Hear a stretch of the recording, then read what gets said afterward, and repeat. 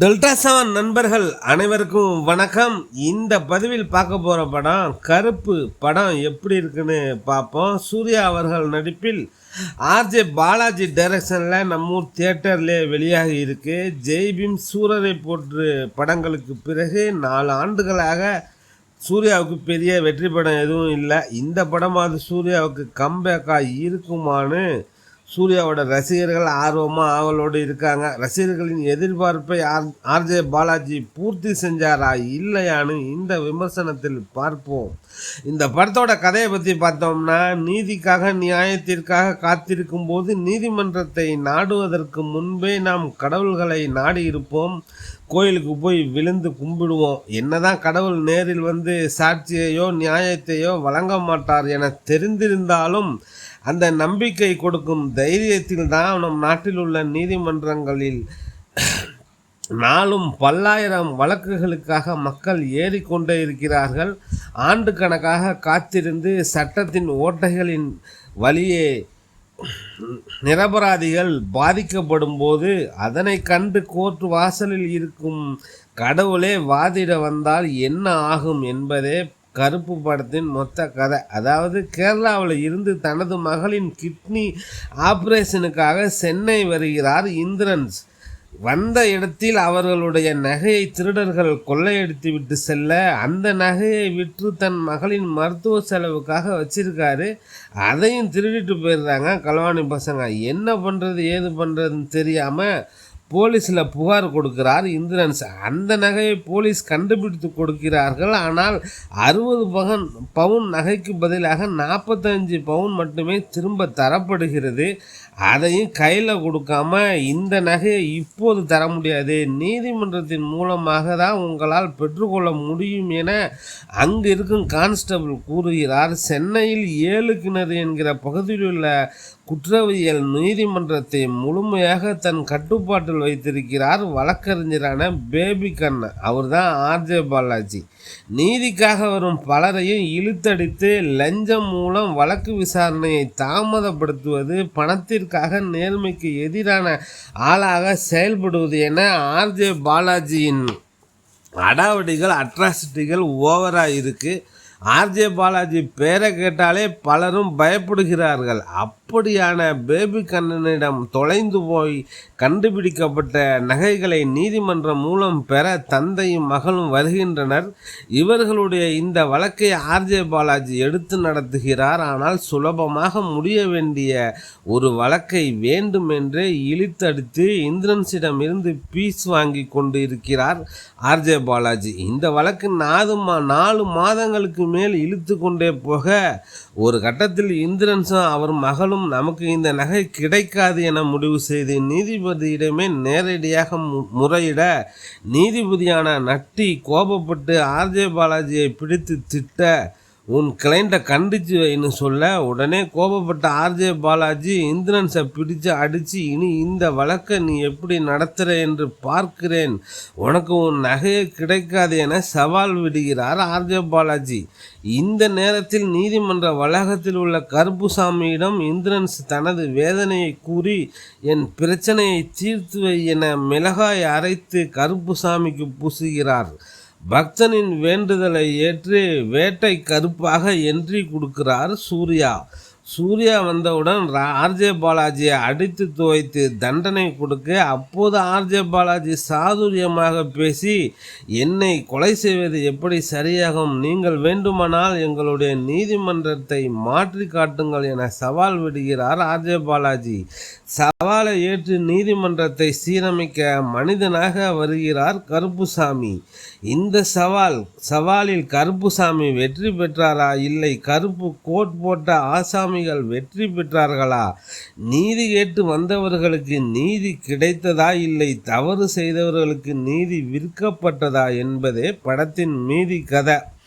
RJ Balaji இயக்கத்தில் சூர்யா நடிப்பில் உருவாகி பெரிய எதிர்பார்ப்புடன் வெளிவந்துள்ள திரைப்படம் கருப்பு பல தடைகளை தாண்டி வெளியாகி இருக்கு. இதுக்காக ப்ரொடியூசரும் சூர்யாவும் ரொம்ப சிரமப்பட்டு தான் இந்த படத்தை ரிலீஸ் பண்ணியிருக்காங்க. கருப்புசாமியாக என்ட்ரி கொடுத்து திரையரங்கை திருவிழா கோலமாக மாற்றியிருக்கிறார் சூர்யா. பல நாட்களுக்கு பின் சூர்யாவின் அன்பான ஃபேன்ஸ் ரசிகர்களுக்கு கருப்பு செம விருந்தாக அமைந்துள்ளது. பல ஆண்டுகளுக்கு பின் பக்கா மாஸ் கமர்ஷியல் ஹீரோவாக திரையில் ஜொலித்துள்ளார் சூர்யா. சூர்யாவுக்கு அடுத்து படத்தின் மற்றொரு ஹீரோ என்றால் அது நடிகர் இந்திரன்ஸ் தான்.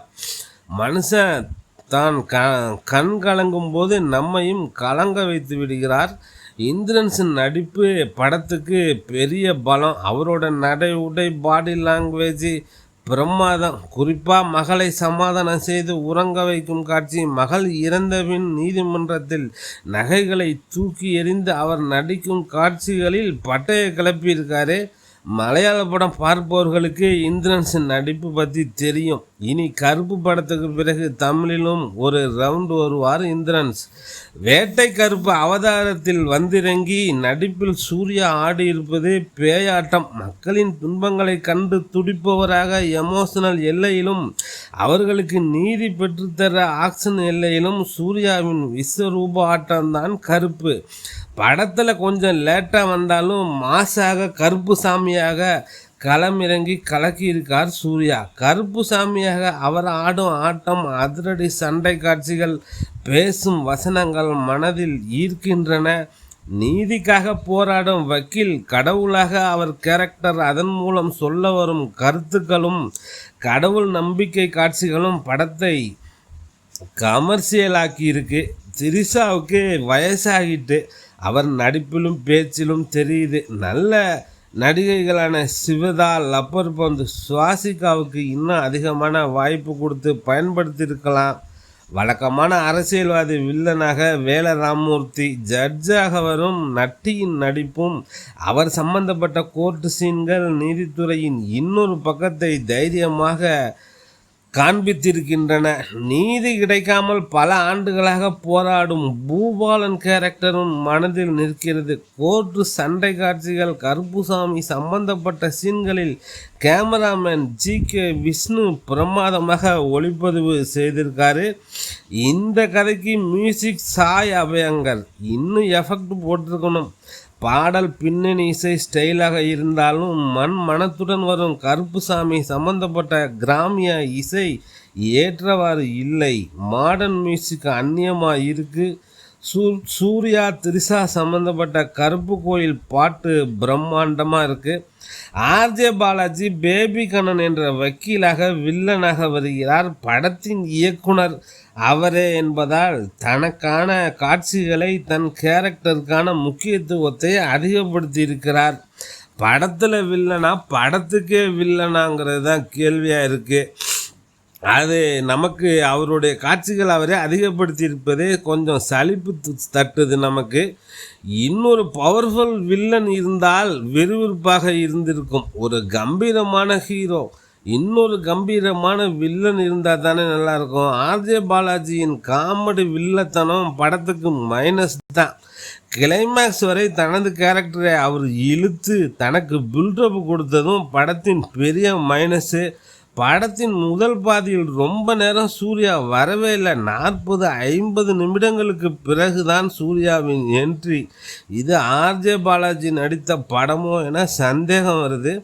முதல் பாதியில் லேட்டாக வர்றாருன்னா சூர்யா, பிற்பாதியில் சூர்யா சில இடங்களில் முக்கியத்துவம் இல்லை. ஆர்ஜே பாலாஜியின் படத்தில் சூர்யா கௌரவ வேடத்தில் நடித்திருக்கிறாரோ என எண்ணம் சில சமயம் வருது. அவர் காட்சிகளை குறைத்து ஹீரோ சூர்யா கருப்புசாமி சம்பந்தப்பட்ட காட்சிகளை அதிகப்படுத்தி இருந்தால் இன்னும் பேசப்பட்டிருக்கும்.